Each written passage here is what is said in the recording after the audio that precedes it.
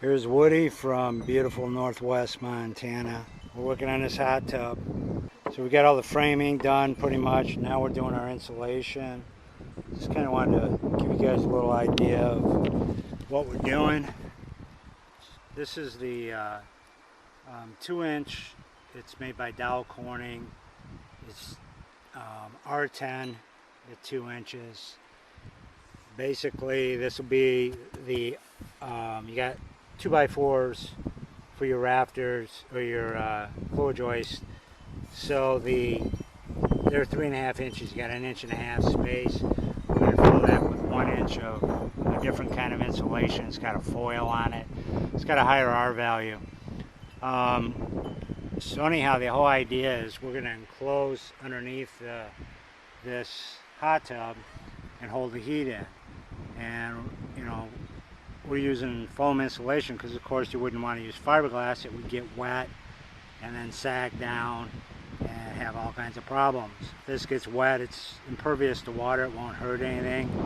The water will just drain out of it and go down below. The idea is just to get as much R value as we need to keep this deck from actually building ice, so I got to have some heat getting through. So anyhow, that'll be the top layer. I just fitted that, and then we'll be using this other sheathing. This is made by Jones Mansfield. It's a foil sheeting. It's high density. It's got a foil side underneath that reflects the heat back down. You can see it's shiny. And then there's another side that's white. And if you look at the R value on this stuff, this is 1 inch thick. It's got an R value of 6.5, which would be 13 for 2 inches. So together with R10, so we got our R16.5, which is kind of common, what you would see in a wall. But like I said, I'm not trying to make this thing completely. I've got a lot of wood, so it needs to hold heat, but you've got 500 gallons of water, 2,000 pounds of thermal mass sitting there. Essentially, the deck is going to have snow on it, so I want the snow to melt. So hopefully you get the point.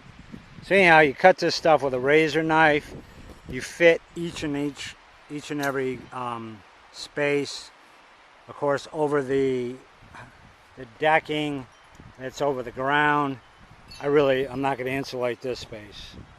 So just the space that's where the hot tub and the plumbing and everything is.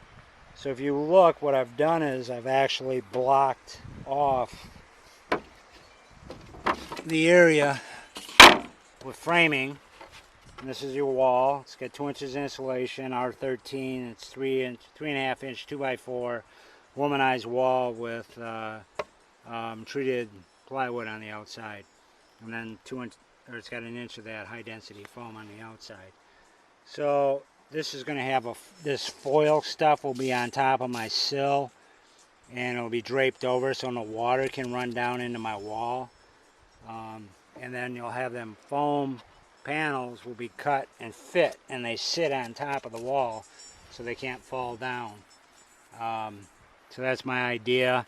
You'll have the foil face insulation in, foam insulation in first. The foil will help reflect the infrared rays, the radiant heat back down instead of allowing it to just go up through the floor. So the insulation will end here. Under here will be just airspace. We're using clear redwood and treated womanized.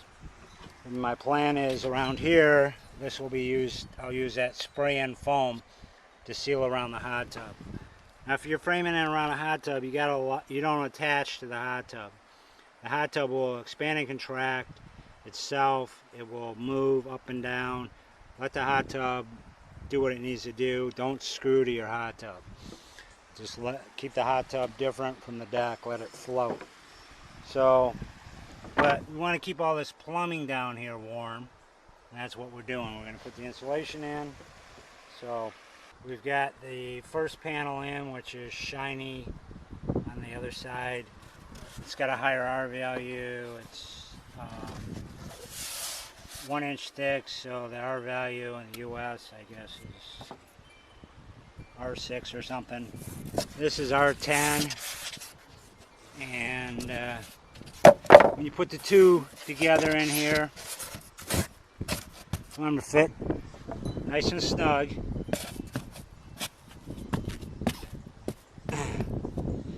And you still have a little bit of an airspace here, and in case you do get any water in there, the water will essentially run out the cracks.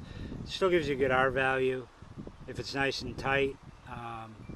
I could even put a bead of caulk in here around there, but that would trap the water. Eventually the water will evaporate in the summertime when the sun's shining on the deck like this. Remember I told you the gaps are going to be sealed, so around the hot tub itself, I don't want pine needles and crap and ants and bugs getting in. It'll be like a deck of a boat. It's going to shed water. So when you get a bunch of people in the hot tub and the water overflows onto the deck, it's got to go somewhere. That's why we're using the foam insulation. We've got blocking on the edge of the wall. Everything's all blocked off as we go around the corner here. We'll have foam there as well.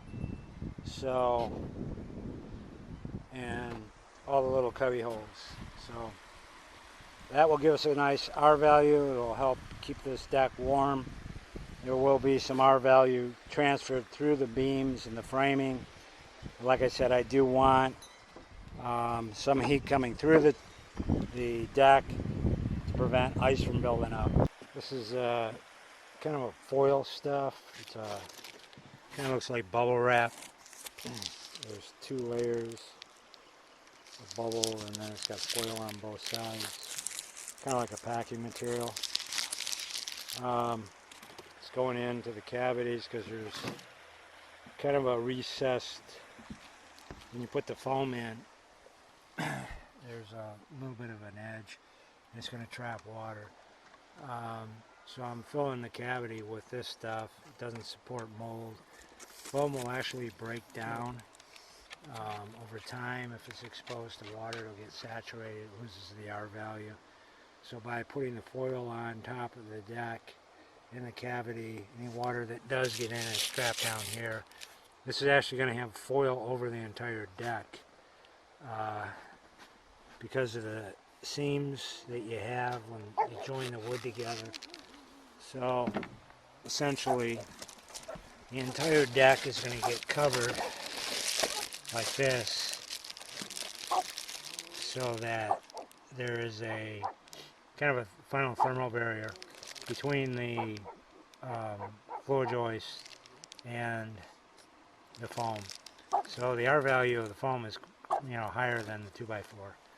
So, but anyhow, that's kind of my idea of what I'm doing. Once this is all together, there's not really a lot of space there, so it shouldn't trap any water. The deck is designed to shed water. It sheds to this corner over here. There's going to be a slight lip there, so if you get a bunch of people in, and of course the water is going to dissipate and it'll overflow the tub. So what I've done is pitch the deck so it'll run to this corner over here. As you can see, we're now at we're getting ready to lay the decking. We have the bubble foil on. This is the second layer of it. There's where the hatch will be to get down below. Anyhow, Woody from Obadiah's. This is the hot tub project before we do the decking.